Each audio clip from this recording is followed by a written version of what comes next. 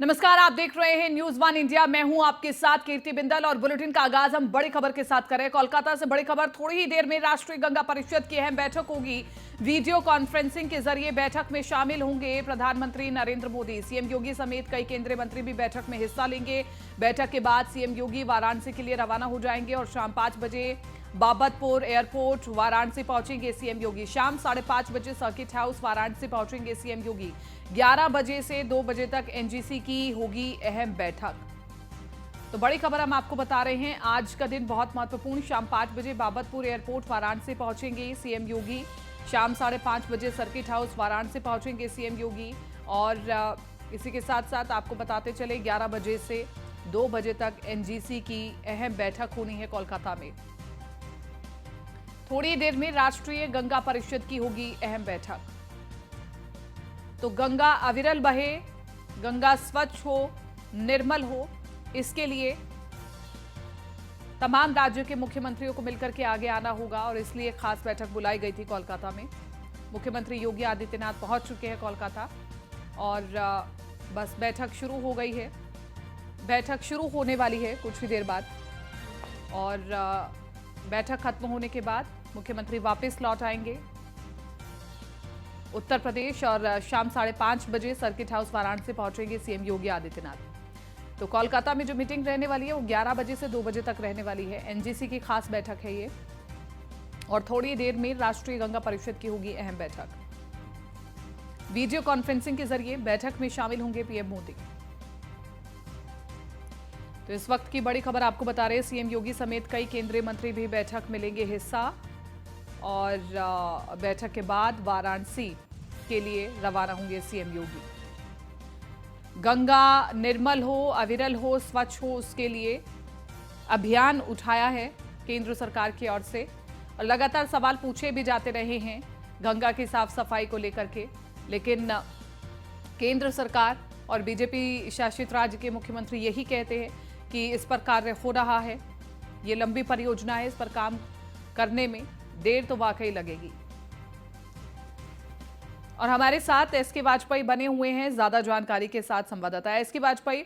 गंगा अविरल हो, स्वच्छ हो, निर्मल हो, इसके लिए बीड़ा उठाया गया है और एक महत्वपूर्ण बैठक कोलकाता में 11 बजे से लेकर के 2 बजे तक चलेगी। मुख्यमंत्री योगी आदित्यनाथ कोलकाता में पहुंचेंगे और इस बैठक में हिस्सा लेंगे।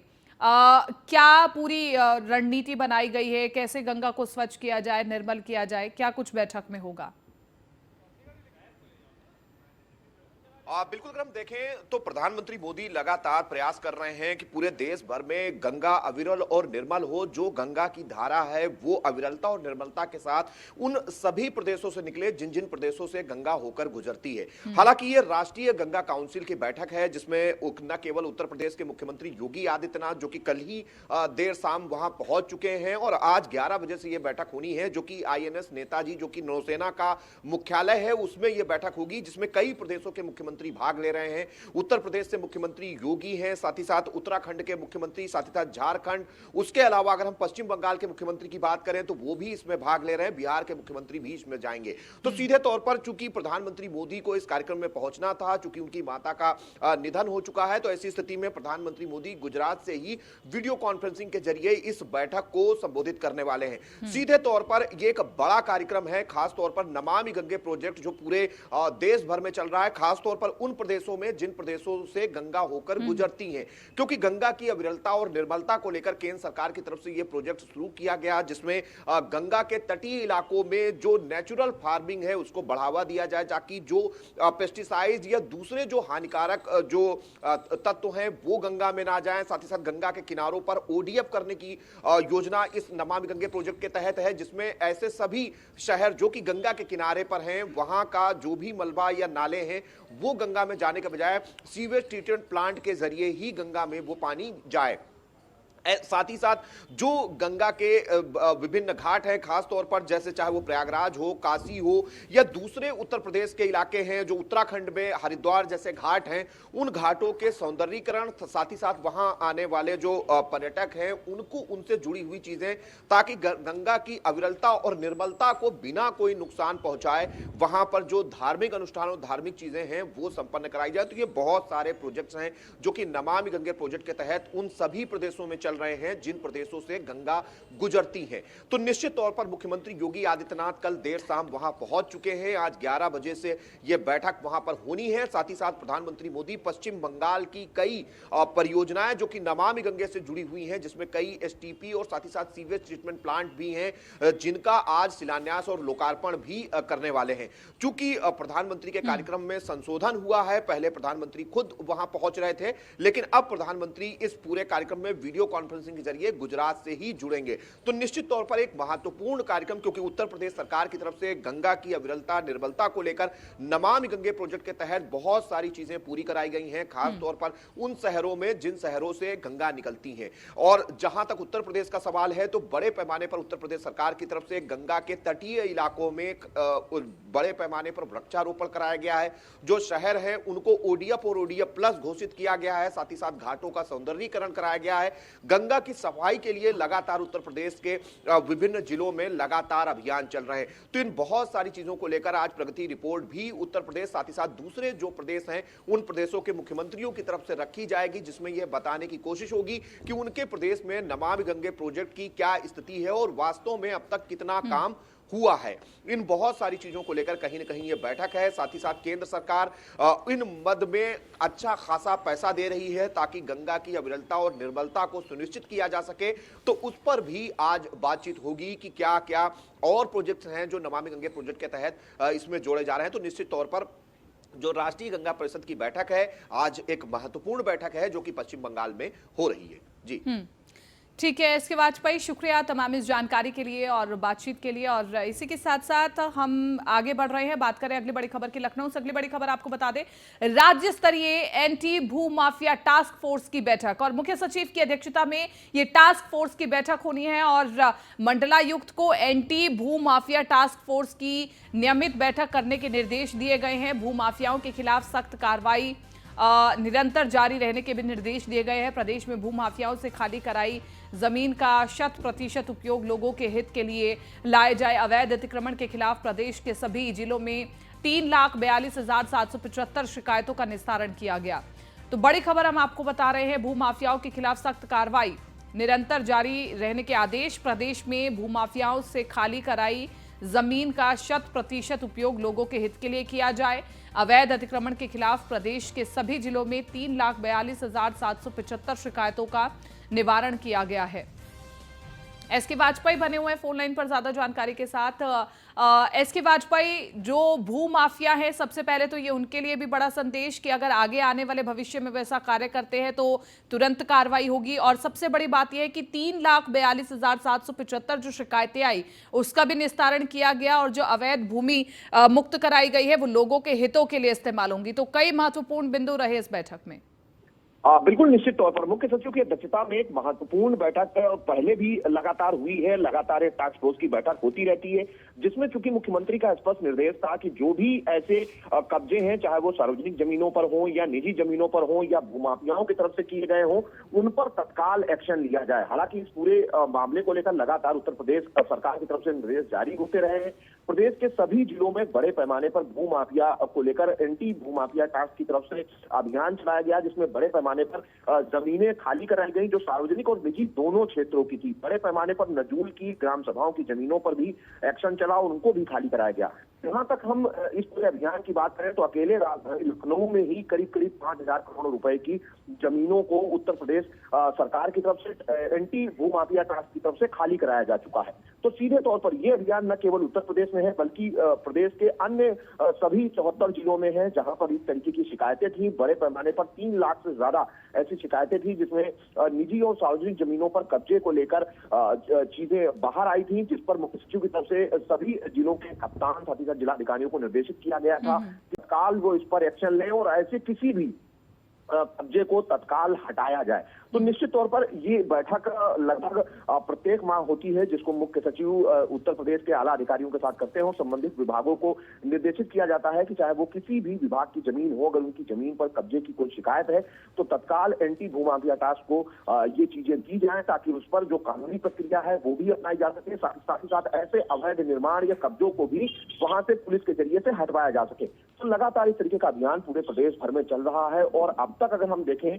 तो जो उत्तर प्रदेश सरकार लगातार कोशिश कर रही है कि उत्तर प्रदेश में निवेश आए, तो इस टास्क के जरिए ही उत्तर प्रदेश में बड़ी जमीनों को खाली कराया गया और एक बड़ा लैंड बैंक भी उत्तर प्रदेश ने तैयार किया है, जो कि आने वाले समय में निवेशकों को दिया जाएगा। हमने वो तस्वीरें भी देखी हैं कि जो भू माफियाओं से जमीनें खाली कराई गई, वहां पर जो प्रधानमंत्री और मुख्यमंत्री आवास योजना है उसके जरिए भी लोगों को आवास उपलब्ध कराया जा रहा है। तो निश्चित तौर पर न केवल ये कोशिश है कि भू माफियाओं से उन जमीनों को खाली कराया जाए, बल्कि ये भी लगातार प्रयास चल रहा है कि जो भी ऐसी जमीनें खाली होती हैं उनको कहीं न कहीं जो जन उपयोगी काम है उनके लिए भी उपयोग किया जा सके और एक उत्तर प्रदेश का लैंड बैंक भी तैयार किया जा सके जिसको निवेशकों को भूमि के तौर पर उपलब्ध कराई जा सके। जी जी, ठीक है। इसके वाजपेयी आप आगे भी बने रहिए, हम आपसे आगे भी जानकारी लेंगे। और लखनऊ में आज बसपा की बड़ी बैठक बताई जा रही है। पार्टी मुख्यालय में बसपा सुप्रीमो की अध्यक्षता में बैठक होगी। निकाय चुनाव को लेकर बसपा सुप्रीमो कार्यकर्ताओं को देंगी मंत्र। बैठक में कोऑर्डिनेटर और जिलाध्यक्ष समेत कई पदाधिकारी मौजूद रहेंगे। बैठक में निकाय चुनाव और 2024 चुनाव को लेकर के भी चर्चा होगी। तो बसपा सुप्रीमो मायावती बैठक लेंगी आज और बैठक में निकाय चुनाव और 2024 चुनाव को लेकर के भी चर्चा होगी। और बसपा सुप्रीमो की अध्यक्षता में पार्टी मुख्यालय में ही आज बड़ी बैठक होगी। एसके वाजपेयी हमारे साथ बने हुए हैं ज्यादा जानकारी के साथ।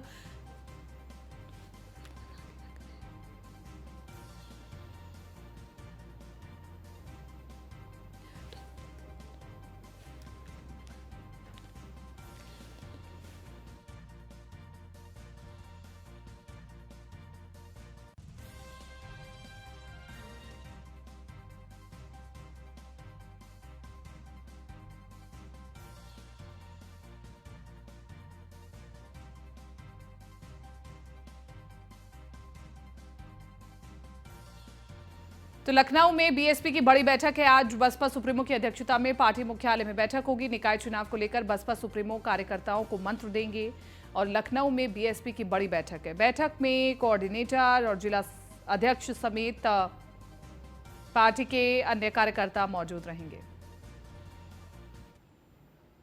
लखनऊ से अगली बड़ी खबर, बीजेपी प्रदेश अध्यक्ष भूपेंद्र चौधरी का सोनभद्र का दौरा है। आज दोपहर तकरीबन 12:30 बजे जिला कार्यालय रॉबर्ट्सगंज में करेंगे बैठक। पार्टी पदाधिकारियों के साथ संगठनात्मक बैठक करेंगे प्रदेश अध्यक्ष। दोपहर 3 बजे जनप्रतिनिधियों से मुलाकात करेंगे भूपेंद्र चौधरी। शाम 4:30 बजे वरिष्ठ नेताओं के साथ भी करेंगे चर्चा। तो बड़ी खबर आपको बता रहे हैं, दोपहर 3 बजे जनप्रतिनिधियों से करेंगे मुलाकात भूपेंद्र चौधरी। एसके वाजपेयी बने हुए ज्यादा जानकारी के साथ संवाददाता। एसके वाजपेयी, शाम 4:30 बजे वरिष्ठ नेताओं के साथ आज प्रदेश अध्यक्ष भूपेंद्र चौधरी चर्चा करेंगे। किस बात को लेकर के ये चर्चा है?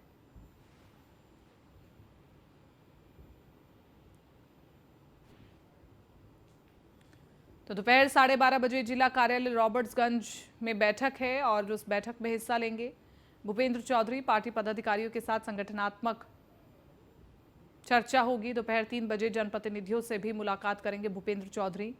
शाम 4:30 बजे वरिष्ठ नेताओं के साथ भी करेंगे चर्चा।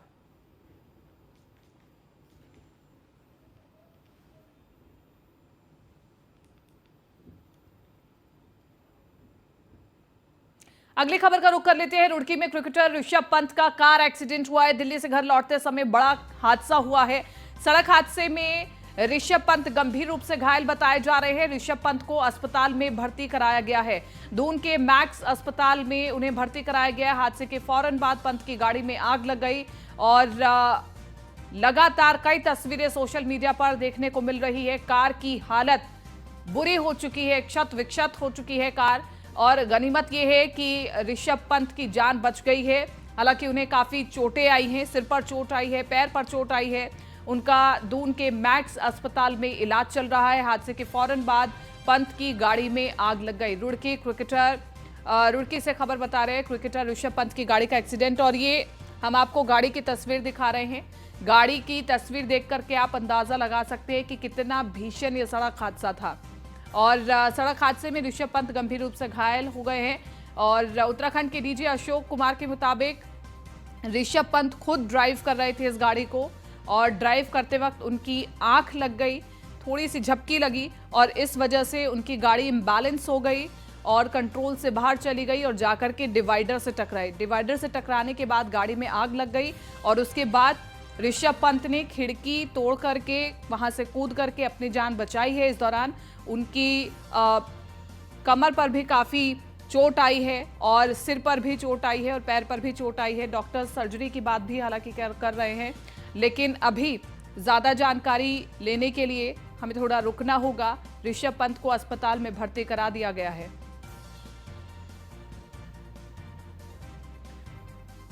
दून के मैक्स अस्पताल में भर्ती कराया गया और हमारे साथ सुनील पटेल ज्यादा जानकारी के साथ संवाददाता बने हुए। सुनील पटेल, ये तस्वीरें बता रही हैं कि हादसा कितना ज्यादा भीषण था और ये बताया जा रहा है डीजी अशोक कुमार के मुताबिक कि ऋषभ पंत खुद गाड़ी को ड्राइव कर रहे थे, उनको थोड़ी सी झपकी लगी, गाड़ी इंबैलेंस हुई और डिवाइडर से जा टकराई और गाड़ी में आग लग गई, तो ऋषभ पंत ने कूद करके अपनी जान बचाई है। अभी उनकी हालत कैसी बताई जा रही है? जी बिल्कुल, देखिए आपको बताओ, मैं फिलहाल उसी मौके पर हूँ, उस स्पॉट पर हूँ जहां पर ये बड़ा एक्सीडेंट हुआ है। वहीं अगर बात करें तो डीजीपी अशोक कुमार के द्वारा जो बताया गया है कि फिलहाल वो अकेले अपने आ रहे थे गाड़ी में, दिल्ली से रुड़की की ओर आ रहे थे, तो उनके जो आग लगी, उनको झपकी लगी नींद की, तो उनका जो गाड़ी थी BMW वो डिवाइडर से टकराई और डिवाइडर से टकरा करके वो दूसरी ओर भाग गई। तो उसी रूप में आपको दिखाना चाहूंगा कि जो मेरे पीछे आप देख पा रहे हैं, ये पूरा जो वो स्पॉट है, ये उस स्पॉट की मैं आपको तस्वीरें दिखा रहा हूँ कि गाड़ी उधर से आ रही, दिल्ली से, ये रुड़की से दिल्ली जाने वाला रोड है और इधर गाड़ी आकर के इन रेलिंग से टकराती हुई इतने आगे तक चल गई कि ये अंदाजा नहीं लगाया जाता कि गाड़ी की स्पीड कितनी होगी। लेकिन जिस तरह से ये एक्सीडेंट देखा जा रहा है उसमें ऋषभ पंत की जो हालत है वो गंभीर बताई जा रही थी, लेकिन मैक्स हॉस्पिटल में प्राथमिक उपचार मिलने के बाद उनको हाई सेंटर देहरादून के लिए रेफर किया गया था, जहां उनका मैक्स हॉस्पिटल में इलाज चल रहा है। तो वही मैं आपको दिखाना चाहूंगा कि जो गाड़ी है वो जलकर बिल्कुल खाक हो चुकी है और यहाँ से जो उसके जो बचा था, जो बिल्कुल हम तस्वीरें लगातार दर्शकों को दिखा रहे हैं। तस्वीरें आप देख पा रहे हैं, ये बिल्कुल साफ दर्शा रही है कि जिस तरह से गाड़ी के जो परकच्चे उड़े हैं और उसके बाद गाड़ी में जो आग लगी है, ऋषभ पंत ने जब देखा कि इतना बड़ा हादसा हुआ तो उन्होंने शीशा तोड़ करके जहां अपने आप को गाड़ी से बाहर निकाला। गाड़ी से बाहर निकलते हुए उनको बताया ये भी जा रहा है कि उनके पैर की हड्डी टूटी है और कमर में और सिर में भी काफी चोटें आई है। लेकिन जिस तरह से देखा जाए तो ये जो गाड़ी के परकच्चे उड़े और जिस तरह से रेलिंग को तोड़ते हुए गाड़ी जहां तक पहुंची है, वह दर्शा रही है कि गाड़ी की स्पीड भी अनियंत्रित थी और जो सुबह का समय था लगभग 5 बजे का, उस वक्त ये बड़ा एक्सीडेंट हुआ है। और ऋषभ पंत को फिलहाल मैक्स हॉस्पिटल में इलाज चल रहा है उनका। फिलहाल वो की जो जाना खतरा है वो जान से बाहर बताया जा रहा है, क्योंकि कोई जिस तरह से हालत को गंभीर बताया जा रहा था, वो फिलहाल स्थिति साफ देखी जा रही है कि डॉक्टर अभी कह रहे हैं कि उपचार उनका चल रहा है और फिलहाल वो सही है। जी ठीक है सुनील, शुक्रिया तमाम इस जानकारी के लिए। सुदीप हमारे साथ बने हुए ज्यादा जानकारी के साथ। सुदीप, क्योंकि अभी दून के मैक्स अस्पताल में ऋषभ पंत का इलाज चल रहा है और अभी यही खबरें निकल करके आ रही हैं कि उनकी हालत स्थिर है, लेकिन सही रिपोर्ट, असल रिपोर्ट आप बताएं कि क्या कुछ चल रहा है। जी देखिए, मेरी जो सूत्रों से बातचीत हुई है, सुबह 5 बजे के करीब का जो ये हादसा है, इनकी गाड़ी बहुत ओवर स्पीड थी। इनकी गाड़ी की स्पीड 200 किलोमीटर प्रति घंटा बताई जा रही है। नारसन चेक पोस्ट से जब इनकी गाड़ी पास हुई, उसके बाद इनको झपकी आई है नींद की, क्योंकि करीब 5, सवा 5 का वक्त था। और इसके बाद इनकी गाड़ी जो हाईवे के किनारे लोहे के बैरियर लगे हैं उससे टकरा के घूम गई। घर्षण इतना ज़्यादा था, हादसा इतना ज्वलंत था कि गाड़ी BMW जैसा जो महंगी गाड़ी, लग्जरी गाड़ी आती है, कही जाती है, उसमें आग लग गई। हमारी जानकारी ये भी है कि जो ऋषभ पंत है उनके एक पैर में फ्रैक्चर हुआ है, सर में चोटें हैं। मैक्स अस्पताल वो पहुंच चुके हैं।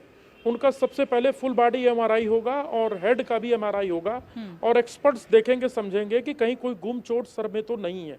फिलहाल इस पूरे हादसे की जांच पुलिस भी कर रही है कि आखिर क्या वजह रही होगी। तो वहीं दून पहुंच चुके हैं ऋषभ पंत, जहां उनका इलाज चल रहा है। एक जानकारी ये भी है कि शायद आज उनकी माँ का जन्मदिन था और ऋषभ पंत का घर रुड़की में बताया जाता है, रुड़की में है, जहां वो चुपचाप गोपनीय तरीके से जन्मदिन के दिन पहुंचना चाहते थे, पर दुर्भाग्यवश घर पहुंचने से चंद किलोमीटर पहले ही यह हादसा है। सुदीप, लेकिन यहाँ पर महत्वपूर्ण ये है कि देखिए वो गाड़ी में अकेले ही ड्राइव कर रहे थे और उस वक्त हिम्मत की जरूरत होती है जब इतना ज्यादा भीषण सड़क हादसा हो, लेकिन ऋषभ पंत ने वही हिम्मत दिखाई।